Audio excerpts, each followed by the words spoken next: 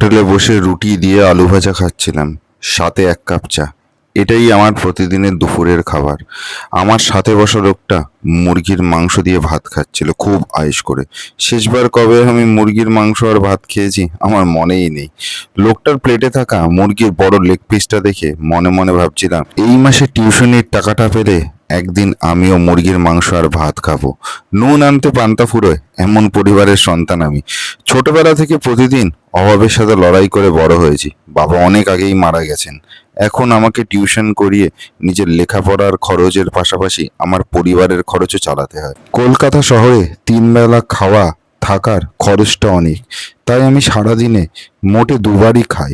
দুপুরবেলা রুটি, হয় আলু ভাজা নয় কোনো একটি তরকারি, আর রাত্রিবেলা ভাত ডাল সবজি। হ্যাঁ, আমি সারাদিনে একবারই ভাত খাই। আমি বীরভূমের একটা গ্রামের ছেলে। লেখাপড়ায় ভালো ছিলাম। কলকাতার একটা বড় কলেজের স্কলারশিপ পাওয়ায় আমি কলকাতাতে এসেই পড়াশোনা করি এবং থাকি। নিজের খরচা চালানোর মতো কিছু পয়সা রেখে বাকিটা আমি বাড়িতেই পাঠিয়ে দিই। দুপুরের খাওয়া দাওয়া শেষ করে হোটেল থেকে বেরিয়ে স্টুডেন্টের বাড়ির দিকেই যাচ্ছিলাম পড়াতে। এমন সময় আমার ফোনে বাড়ি থেকে ছোট বোন ফোন করলো। দাদা, আমি আর প্রাইভেট পড়তে যাব না। প্রতিদিন এক জামা পরে প্রাইভেট পড়তে যাই বলে বান্ধবীরা আমাকে নিয়ে খুব হাসাহাসি করে। আজ পড়ে বাড়ি ফিরে এসে দেখি আমার জামাটা ছিঁড়ে গেছে। ছোট বোনের কথাটা শুনে আমার মনটা খুবই খারাপ হয়ে গেল। আমার সাথে সাথে আমার ছোট বোনটা অভাবের সাথে প্রতিনিয়ত লড়াই করে যাচ্ছে। আমি তখন ছোট বোনকে বললাম, তুই মন খারাপ করিস না। আজ আমি সন্ধ্যার দিকে তোকে 2,000 টাকা পাঠাবো। তুই তোর মন মতো 2 সেট জামা কিনে নিস। ছোট বোন খুশি হয়ে ফোনটা রেখে দিল। আমি পকেট থেকে মানিব্যাগটা খুলে দেখি মানিব্যাগে মাত্র 120 টাকার মতো আছে। আজ মাসের 13 তারিখ হতে চলেছে, অথচ আমি গত মাসের টিউশনির টাকাই পাইনি। আমি 2 দিন স্টুডেন্টের মায়ের কাছে টাকা চেয়েছিলাম, কিন্তু উনি আমার কথায় পাত্তাই দেয়নি। আজ স্টুডেন্টকে যখন পড়াতে গেলাম তখন আমার স্টুডেন্ট হঠাৎ আমায় মিষ্টি খেতে দিল।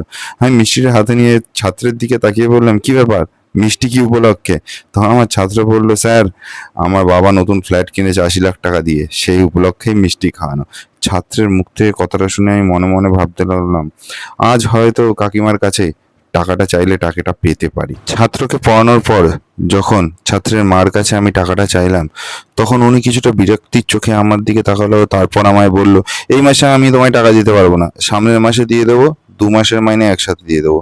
আমি কিছুটা অসহায় দৃষ্টিতে তার দিকে তাকিয়ে বললাম, কাকিমা, আমার টাকাটা না খুব দরকার ছিল।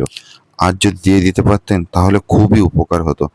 উনি তখন কিছুটা রেগে গিয়ে বলল, তোমাদের এই এক সমস্যা, মাস শেষ হতে না হতেই শুধু টাকা টাকা করো। টাকা তো আর গাছে ধরে না যে চাইলেই টাকা দিয়ে দিতে পারো। আমাদের অভাবটাও তো তোমাকে বুঝতে হবে না। আর যদি নেক্সট টাইম এমন টাকা টাকা করো তাহলে তোমাকে আর আমার ছেলেকে পড়াতে আসতে হবে না।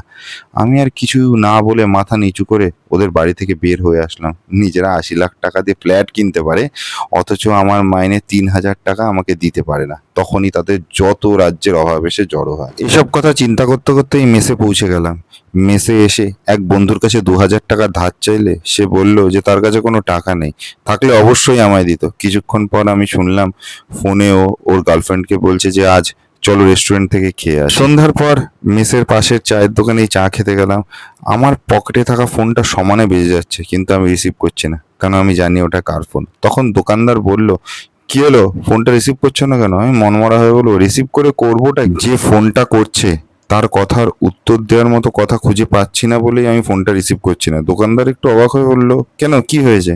আমি তখন বললাম, ছোট বোন আমায় ফোন করেছে, ওর নতুন জামা কেনার জন্য আজ ওকে 2,000 টাকা পাঠানোর কথা ছিল, কিন্তু আমি সারাদিন চেষ্টা করে ওই 2,000 টাকা জোগাড় করতে পারিনি, তাই লজ্জায় ফোনটা রিসিভ করার সাহস পাচ্ছি না।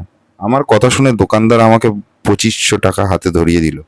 যখন আমি বারবার অস্বীকার করছিলাম টাকাটা নিতে, তখন দোকানদার আমায় বলল, ভাই, আমি তোমায় এমনি এমনি টাকাটা দিচ্ছি না। আমার একটা ছেলে আছে, ক্লাস 8-এ পড়ে, তোমার তাকে পড়াতে হবে।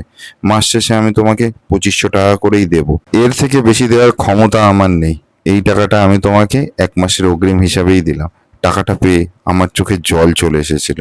এটা ভেবে যে একজন বিত্তমান লোকের ছেলেকে পড়ানোর পরেও মাস শেষে সময় মতো টাকা পাই না, অথচ একজন চায়ের দোকান যে কিনা টিউশনির টাকা অগ্রিম আমার হাতে তুলে দিল। সেদিন রাতেই 2,000 টাকা ছোট বোনকে পাঠানোর পর হোটেলে আসলাম রাতে খাওয়ার জন্য। হোটেলের ছেলেটাকে বললাম মুরগির মাংস দিতে। আমার পকেটে আজ 500 টাকার নোট আছে একটা।